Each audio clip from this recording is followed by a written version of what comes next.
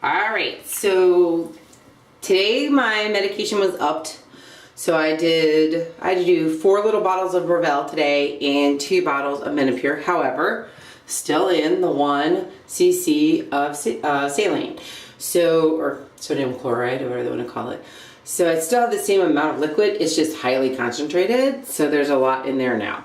I'm going to show you, because my last video with the shot, you can't really see me giving the shot. So I'm sort of going to try and do it today so you can see it. One of the first things you do when you're going to get the shot is you take a cotton swab or alcohol towelette, and you need alcohol to kind of clean the spot. So what I've been doing is I take a little marker with a piece of string that's 2 inches long, and I mark off where I'm going to go, because it helps me to remember where, you know, one, that it's 2 inches out from my belly button, because you want to start at your belly button and then measure like 2 inches. So what I do is I take the marker and I like hold the little string at my belly button, and it kind of gives me like a 2-inch perimeter around my belly button. So as you see, I've already marked a little spot today.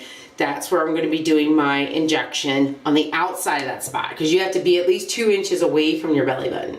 So that helps me remember the 2-inch mark.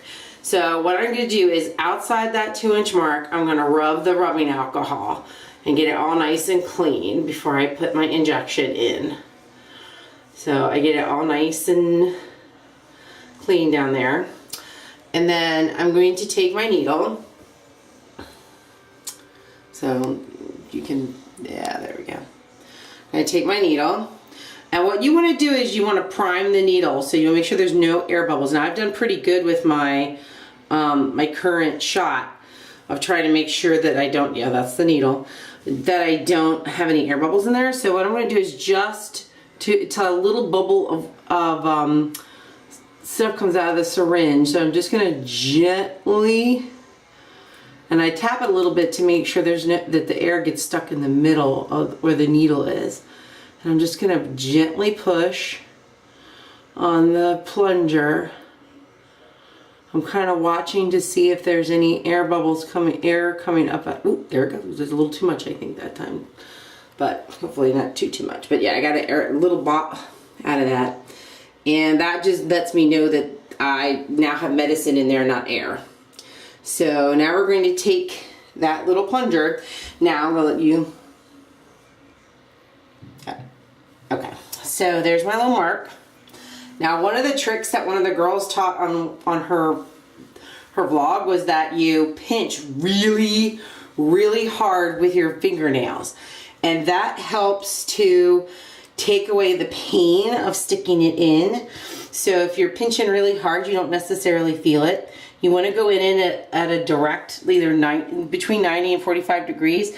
So you're going to try and get it in as close to the 90 or 45 degree angle as possible. And you just don't think about it, because the minute you start thinking about it, it starts, you know, you're going to think too much. So you just stick it in. There it goes. And then you just take a deep breath and just start pushing. And it takes a few seconds to get it in there. And you just keep pushing down, relaxing. I don't just shove the plunger in, because then it can hurt. I just take my time, push it in, give myself a little motivation there, and it's done. And then I pull it back out. Needle's finished, so I get some more, another cotton ball, put a little bit more rubbing alcohol on it on my little spot, rub the rubbing alcohol on, and you're done.